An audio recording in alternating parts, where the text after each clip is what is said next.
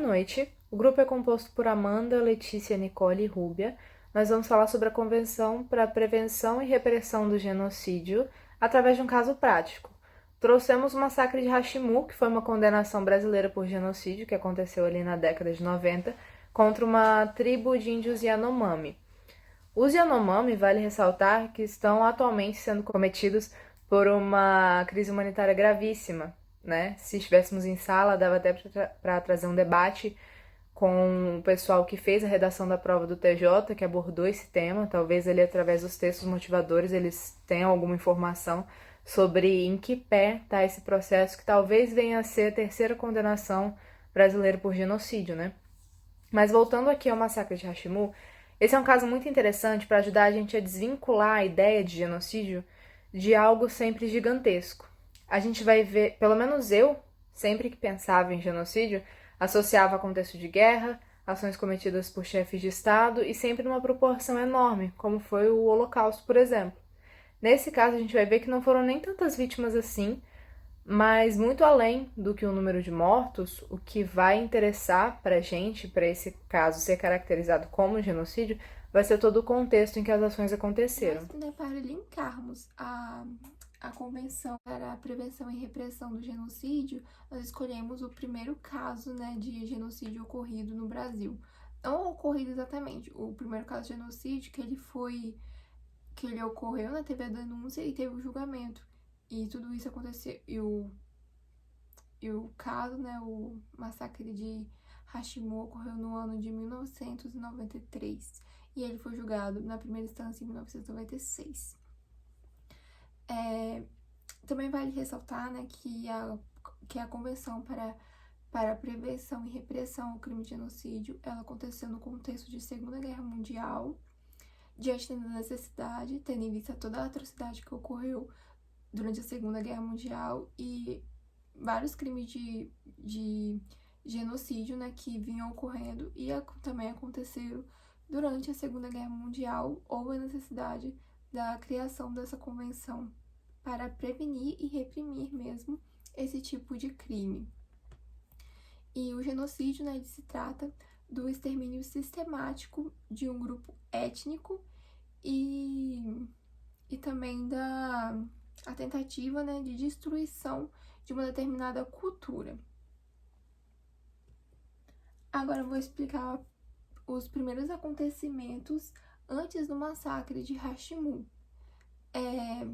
Primeiro, vale explicar um pouco como que acontece nas pesquisas, eu encontrei como que acontece essa aproximação que os garimpeiros tentam ter com os indígenas.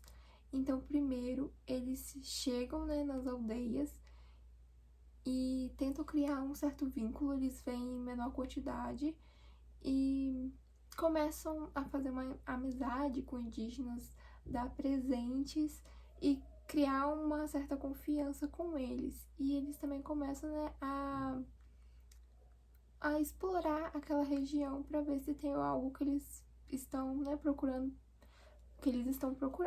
Caso tenha, começa a chegar mais garimpeiros, e aí eles passam a estar em maior número diante dos indígenas. E eles começam a ver, os indígenas com os outros olhos, como se eles estivessem, de certa maneira, atrapalhando eles e não como bem visto e nem reconhecendo que eles pertencem àquela determinada região, que eles vivem ali há muitos tempos e são, de certa maneira, os donos, que moram ali são os moradores daquela região. E antes, não antes, mas no contexto, de toda a chacina, eu vou explicar o que aconteceu. Que entre junho a julho, foram mortos 16 indígenas Yanomamis e o primeiro, que o massacre não aconteceu de repente, houve conflitos antes, e que o primeiro conflito ocorreu em junho de 1993, quando os garimpeiros armaram uma emboscada. Eles chamaram 6 indígenas para caçar, indígenas que eles falam guerreiros, que são os homens assim mais fortes daquela aldeia, daquela comunidade. chamaram 6 para caçar e mataram 4 nessa emboscada. Sobreviveram 2 que voltaram, né, para sua aldeia, para sua comunidade e comunicaram aos demais indígenas.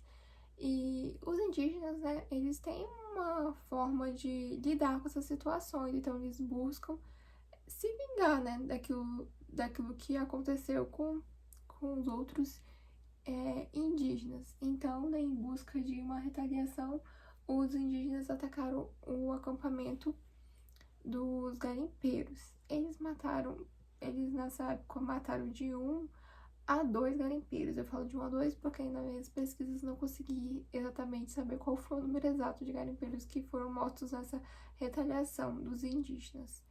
E aí, depois, num terceiro conflito, que foi o mais sangrento, né, que foram mortos 12 indígenas Yanomamis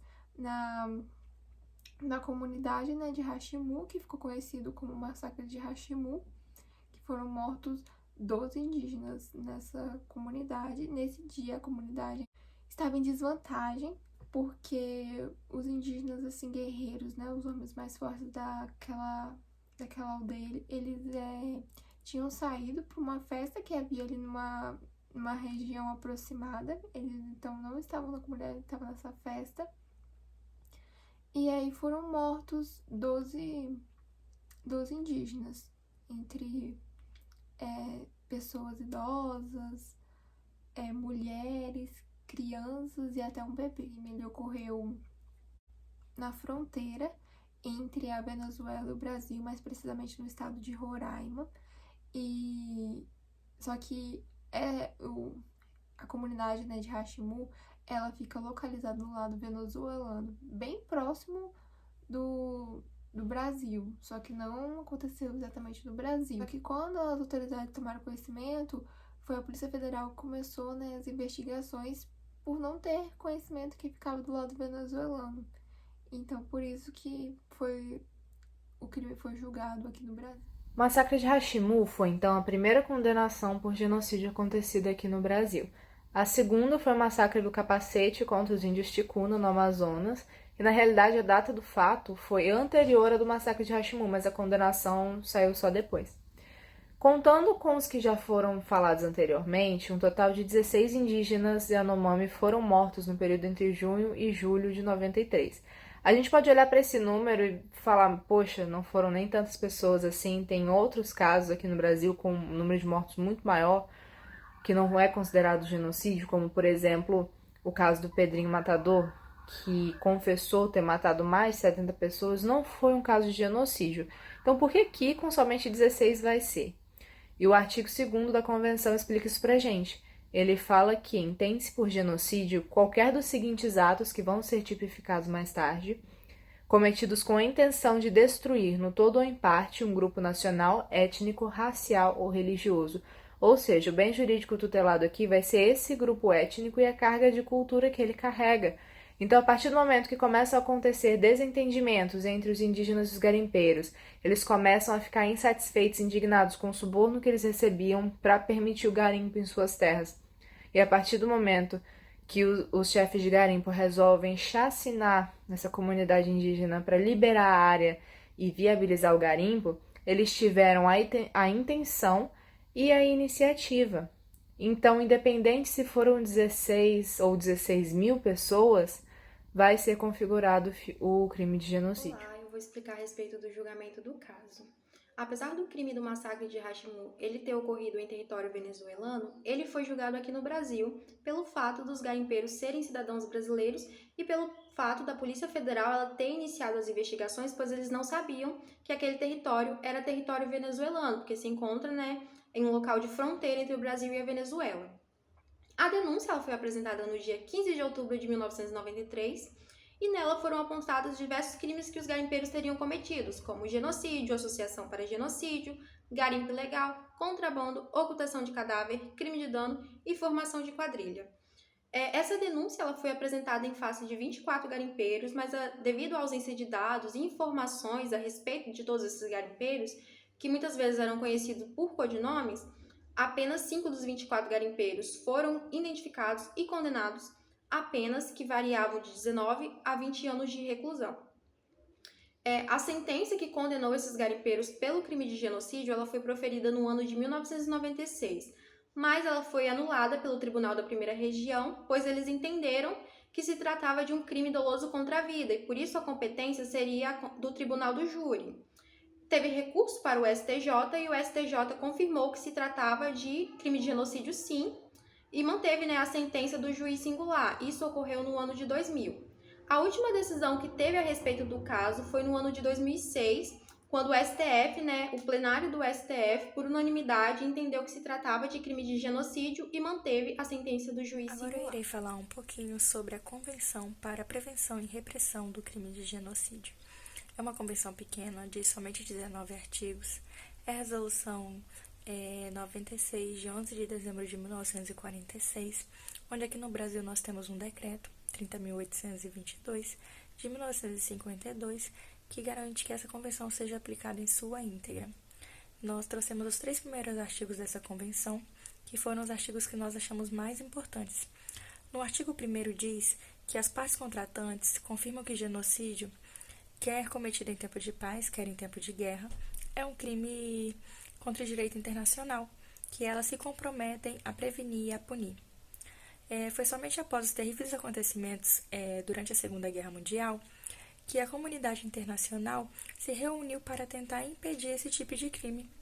No artigo 2º, eu vou trazer somente os atos que configuram genocídio, que são matar membros do grupo, causar lesão grave à integridade física ou mental de membros do grupo, submeter intencionalmente o grupo e a condição de existência capazes de ocasionar-lhe a destruição física total ou parcial, adotar medidas destinadas a impedir os nascimentos no seio de grupo, efetuar a transferência forçada de crianças do grupo para outro grupo.